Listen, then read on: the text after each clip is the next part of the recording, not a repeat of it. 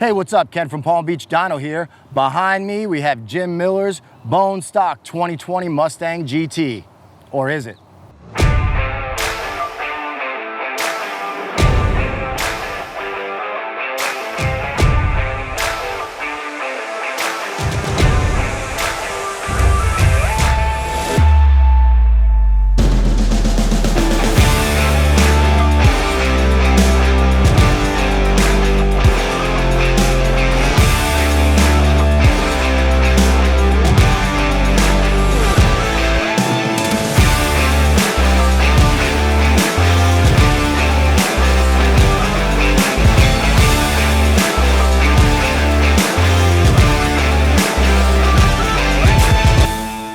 Of course it's not stock, otherwise it would not be on this channel. Jim hit us up for one of our turnkey packages that we do in conjunction with RareFab, and man, it turned out awesome. Look at this thing. This is the Hellion twin turbo sleeper kit. Obviously it's set up to look like a stock Mustang GT. It looks like it has the stock airbox, but the turbos run right up through here. They're under the car. We'll go ahead and show you some of that right now. The idea of this kit is, you know, it's all about business, not necessarily about showing off. The whole sleeper idea, you can pull up on somebody, pop your hood, and they don't know you have anything done. Obviously, as you can see, it has been upgraded with a 4 fuel system.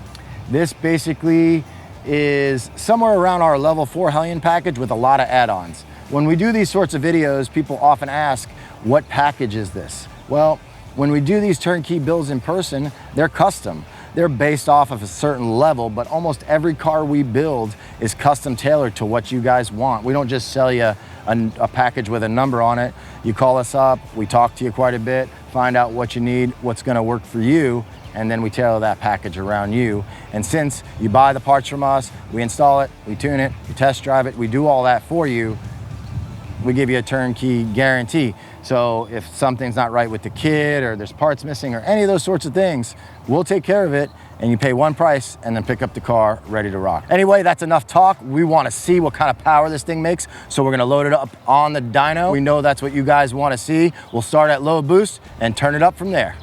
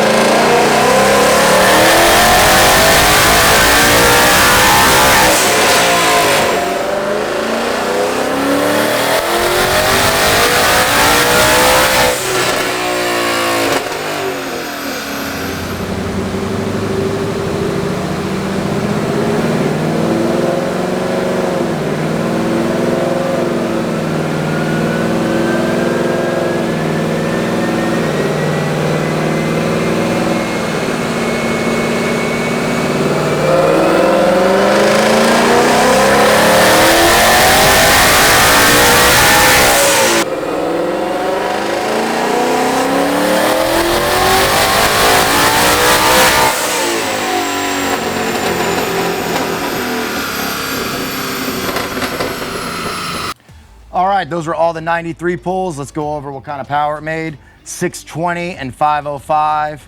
That was on wastegate, say 7 pounds, 7 pounds. 686 and 551 was 8 pounds, and 708 and 565 was on 9 pounds. Again, this is on 93 octane. We're just getting started. We're getting ready to swap in E85 into this setup and see what kind of power it makes. But first, I want to go over what's done to this car, what package he's got, and all that. All right, let's go over what's done to Jim's car. His car is based off of our level 4 Hellion setup with the 4-in-1 headers and the 64, 66 turbos. But he did a lot of customizations from there, as is most of our in-house builds. You know, we don't just sell you something off the website. Usually you wind up talking to one of our salesmen. In this case, he bought this package from Don, and we'll have Don on the next video to talk to you guys a little bit more about the buying process. And Jim too. Jim's gonna be on to talk about what, you know, his experience with buying from us, and he's gonna get to drive the car soon. But also what was done to the car was Bmr Suspension, Circle D converter, Rare Fab did their full build on the 10-speed transmission. He also has a set of Forge Line wheels on the way. That's gonna be a little bit, if you guys like those Forge Line wheels, they're awesome, but they do take a little bit of time to come in. They're all made to order just for you, how you want them, just like our packages. So anyway, we're gonna go ahead, put E85 in the car, see what kind of power this thing really makes.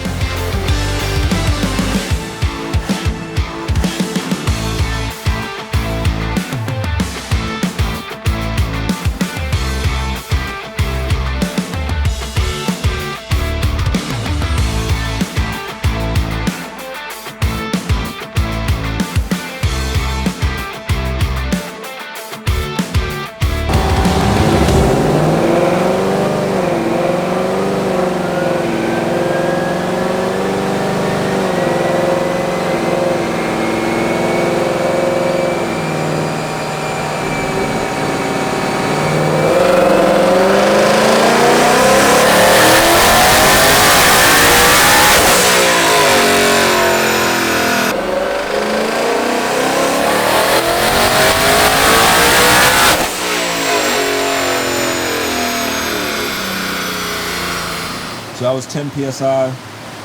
Only difference between these two runs was about 20-30 minutes of cool down time.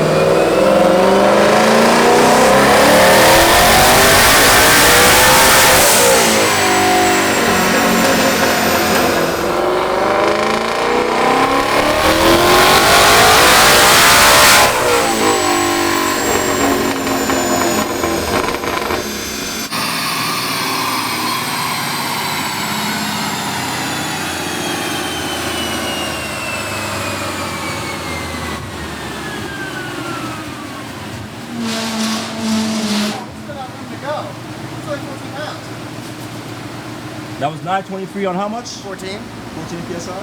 We can do 16. Yeah, go to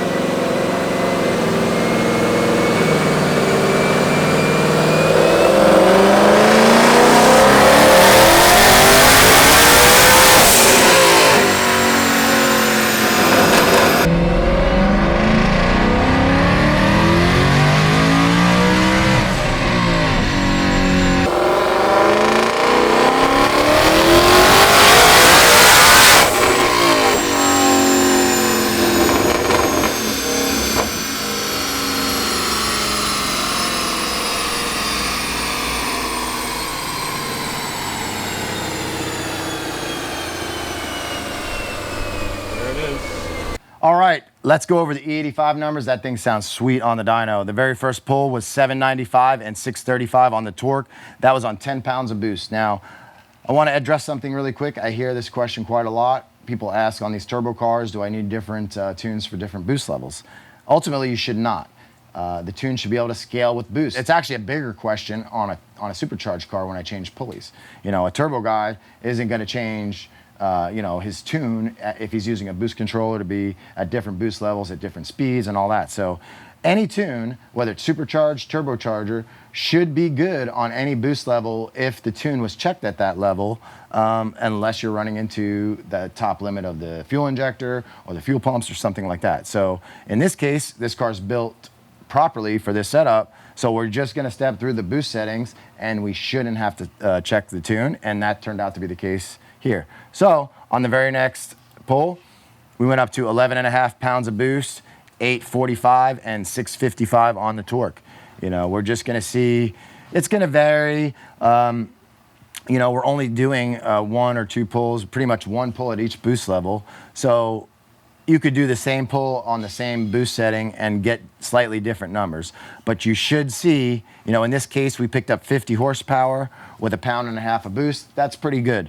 You know, you're going to see anywhere between 25 and 35 horsepower per pound of boost, depending on the turbos and efficiency level and the application and all that. If you start seeing less than, like, say, 20 per pound of boost, you're really getting into, you know, past the efficiency of the turbo, or maybe you have another issue going on. Very next pull, we're at 14 pounds of boost, and bam, we're over 900 at the wheels. 723 and 687. Again, this curve looks exactly the same over and over. I mean, it just looks like you're copying it and moving it up, and that's the goal, right? This thing is running exactly as it should. We add boost, it makes more power. This was dyno run 6, 7, 8. No tuning done between these pulls. And 9.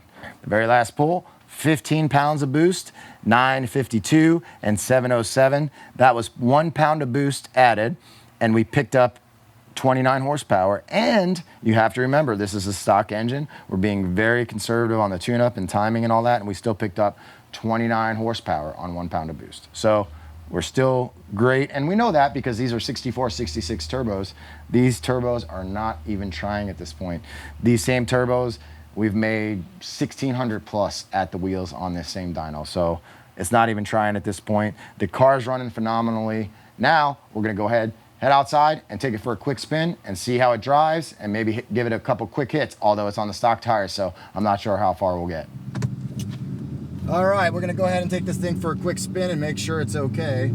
Obviously with stock tires, we really recommend being very careful with an application like this until you get a proper tire on it, and that's what we're gonna do right here. We're mostly just making sure it drives good and everything like that.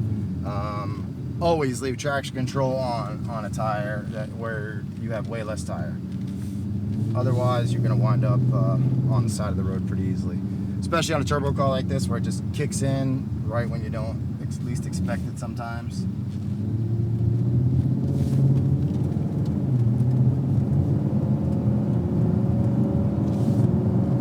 Much drive stock right now, although it definitely feels quicker. We're not really making any boost there, but even the turbos just spooling up right there at atmosphere, it definitely feels a little bit sportier. I'm gonna go ahead and turn around and just give it a quick little hit. Make sure the turbos spool up and everything's okay.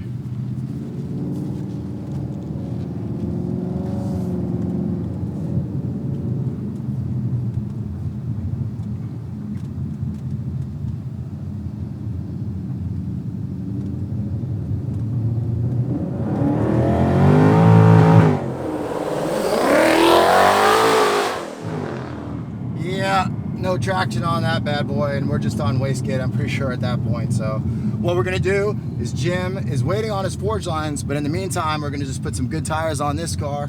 He's gonna come pick up the car, we'll interview him, see what he thinks about it, show you what the car will do a little bit on the street, and talk about where the car is headed. So anyway, really hope you enjoyed the video. Please subscribe to the channel, like the video, share it with your friends, and we'll see you on the next one.